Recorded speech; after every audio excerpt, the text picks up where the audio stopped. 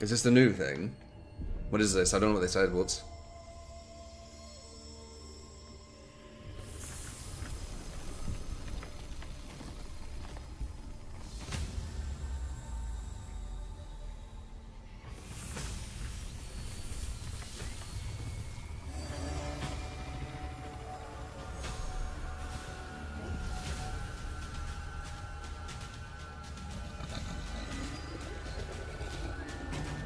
Is this just going to show the emblem?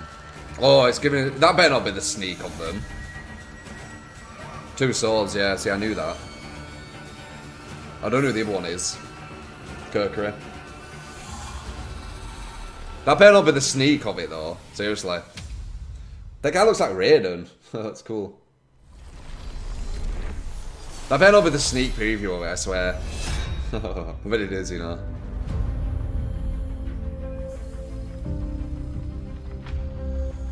This new season will change things up. Now, each faction will have 6 heroes, a new game mode, so the stakes are just bigger and bigger.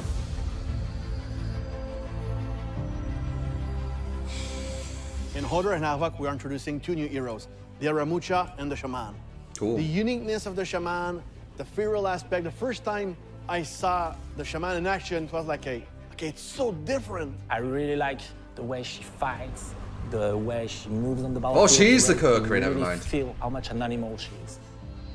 For the ARAMUSHA, they've both got 2 good weapons. Really the old Japanese movie where we wanted to have that runner type of character. So those 2 new heroes will be available on November 14th for the season pass owners and on November 21st for all the players. Is that what it's going to show though? Or is it going to show more? Tribute will bring... So, the 2 new heroes are the Shaman and the ARAMUSHA. So, they are both, first to start, they are both gender locked. So, the Shaman is only a woman, the ARAMUSHA is male only. Sorry, guys.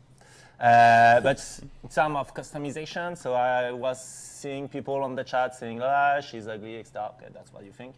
But also, I think she's really badass, by the way. But, you know, in terms of customization for both of them, it's the same level of depth that we have on the other character. So even if you see the face, there's actually many different face, different hairstyle, different art for the ARAMUSHA, etc. They are really like the ones that you see behind us, the poster boy version of it, the default ones. are really the default ones. Well, especially as they saw last season with the Highlander, where he was one of our more exposed faces, and the different customizations basically look like a different person. Yeah, exactly. So it's the same, and it's the same for both, actually.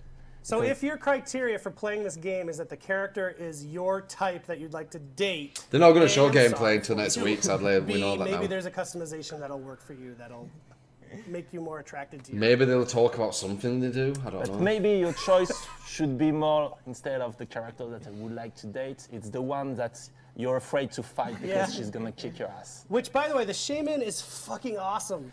So yes, going to the Shaman, actually, so her default playstyle, she's an assassin, she can't all her stance, etc. She's all about quick chains and combos. I wonder if she's like Berserker. Little bit like the Peacekeeper, she can apply bit on the target by cancelling or chaining light attack after a heavy attack.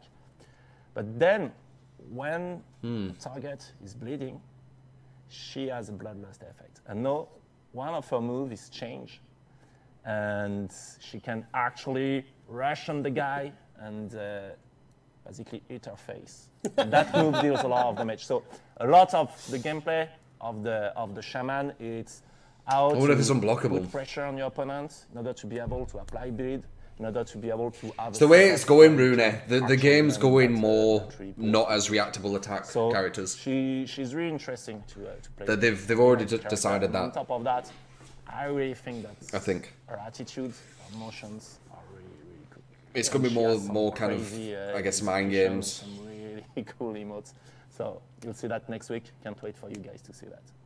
On the other end, we have the ARAMUSHA, the other part of the name. And the ARAMUSHA, we really wanted to hit that runner type of archetype. That's the peaceful, but still fucking badass samurai aspect. The double blades is something people have wanted since the double-bladed katana, the guy with the daisho, the samurai art, etc.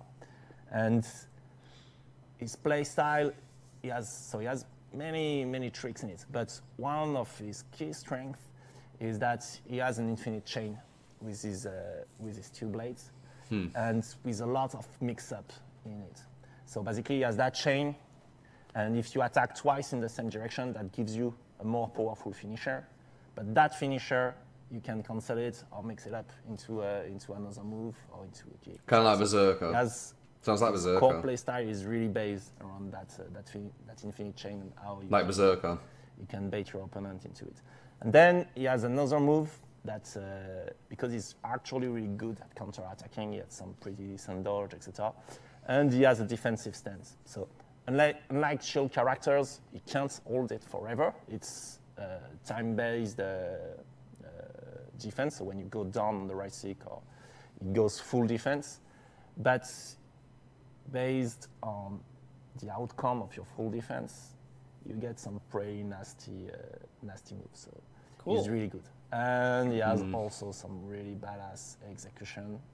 So it's scary to attack him because he gets like a counter attack for free if you hit him when he's in full stance. I don't know if you're talking about the same emote. So the Aramusha is an hybrid, is a mix between a Vanguard and a tank. Very cool. So yes, come back next week. That sounds really strong. Both of them sound really strong this time. Cool. Damien, you mentioned in that video something very interesting. It sounds to me that if you go into full stance, if you guess when they're going to attack or whatever, I wonder if there's going to be, if there's a punishment to it, it's fair enough. But if there's no punishment whenever you go into it, and then if you get like a massive punish after it, it's going to scare people to attack again. You'll have a separate rank for so I guess we'll see. It's a separate one. So new heroes we had a look at. The one with the blades looks like Berserker, kind of, where you can go into these like combos. And it looks like if you do that, you can go for a heavier hit. It might be a side, it might be a top. Berserker, if you go for a light and then a heavy, the heavy becomes the stronger one. So it might be kind of similar like that. It looks like it's got a full guard which has big counter to it. What else did they say? I can't remember. And then the other one has a bleed effect like Peacekeeper. She don't play like Peacekeeper, remember? They said it's like Peacekeeper, so when you do like a heavy, and then you press another button, like a light maybe, it'll hit with bleed, just like the Peacekeeper where you do that and then she hits with the bleed. It'll be like that. But when they do bleed, she gets an effect which I'm guessing is an unblockable, maybe as quick as the Warlord's Headbutt, which allows you to get a free in. That's what it looked like to me. Is really a game changer for me. Its critical HP regen has been removed. Yes! No, low life, oh, that's massive! And when you're half of your last bulb, you start. Oh, that's massive! That's so big! No more. Oh, I'm low life. Just run away and then turtle. Yeah. Oh my god, that's gonna be so interesting with that. Out of the game. Oh, they finally got rid of it. Oh my god. Which is how I played Destiny, by the way, because I'm terrible. That's going to be so big. For some reason, we added chip damage, that's going to matter and things now. Oh my god. That's going to be so different. That's going to be so, it's going to be so much more pressure. So much more pressure when you're on low health. We have not changed anything. You have to make like scary reads and things to try and get them. Oh, they have to try and that'll be good, that. Dodge, actually, we made another two reactions. Modification on dodge. Dodge roll can